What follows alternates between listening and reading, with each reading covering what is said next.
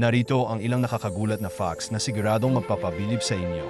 Unang fact, alam mo ba na ang puso ng isang asong Basenji ay tumitibok ng halos 250 beses kada minuto? Para itong maliit na makina na laging handa sa aksyon. Pangalawang fact, sa buong buhay ng isang tao, gumagawa siya ng sapat na laway para punuin ang 2 swimming pool. Tama ang narinig mo, 2 swimming pool.